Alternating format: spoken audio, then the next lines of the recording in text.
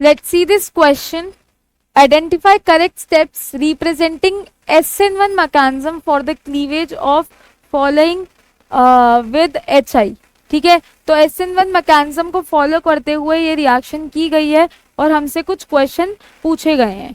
ठीक है, तो ये SN1 मैकेनिज्म की अगर हम बात करें, ठीक है, तो बेसिकली SN1 मैकेनिज्म में होता क्या है, आपका कोई अल्काइल हैलाइड है.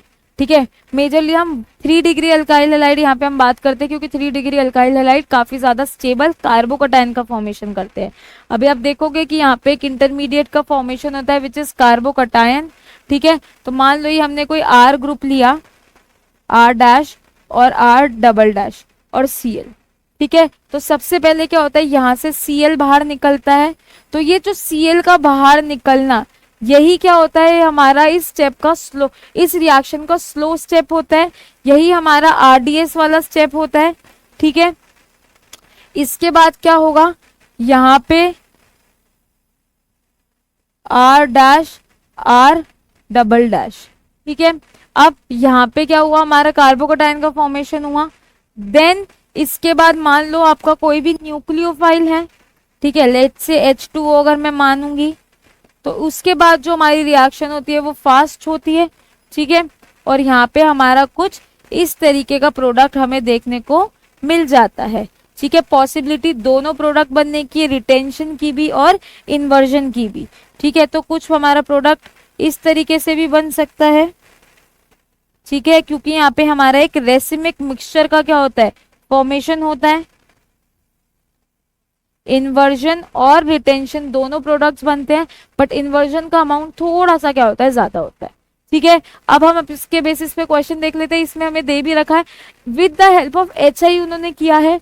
तो जब ROR' की HI के केस में क्या करा, HI के साथ रिएक्शन कराई, तो यहाँ पे हमारा क्या बना है, इस ऑक्सीजन ने क्या कर लिया, यहाँ पे इस ऑक्सीजन ने H+ ले लिया है और I- क्या कर दिया है, बाहर निकाल दिया है. ठीक है, तो अब हमसे पूछा क्या गया है, पहला बोला गया है कि I- और दिस वाला, उसके बाद क्या हो रहा है, ये वाला हमारा क्या हो रहा है, बॉन्ड ब्रेक हो रहा है. तो ये वाला बॉन्ड ब्रेक हो रहा है क्योंकि जो R है वो एक 1 डिग्री, हमारा 1 डिग्री कार्बन है. ठीक है, तो मान लो अब हमसे बोला है कि ये वाला जो स्टेप है ये एक RDS स्टेप है. तो मैंने बताया था कि SN1 रिएक्शन में जो RDS होता है वो स्टेप होता है जिस स्टेप में हमारा कार्बोकटायन का फॉर्मेशन हुआ है. तो इस केस में हमारा कोई भी कार्बोकटायन का फॉर्मेशन नहीं हुआ, तो इसलिए ये वाला स्टेप तो हमारा स्लो स्टेप नहीं हो सकता.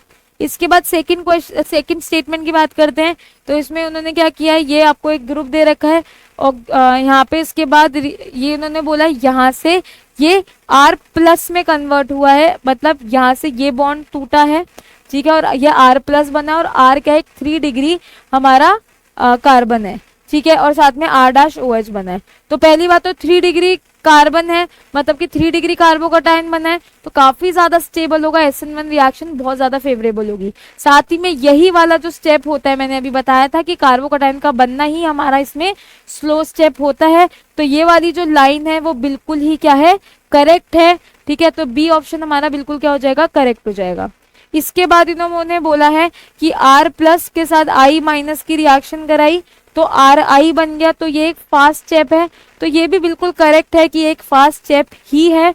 ठीक है, इसके बाद R+ और I- को इन्होंने स्लो स्टेप बोला है, तो ऐसा नहीं होता, कार्बोकटायन का बनने वाला स्टेप ही क्या होता है, हमारा स्लो स्टेप होता है. तो डी ऑप्शन भी क्या हो गया, हमारा इनकरेक्ट हो गया. ठीक है, जो हमारे करेक्ट ऑप्शन होंगे इस क्वेश्चन के वो कौन से हो जाएंगे, B and C option. Okay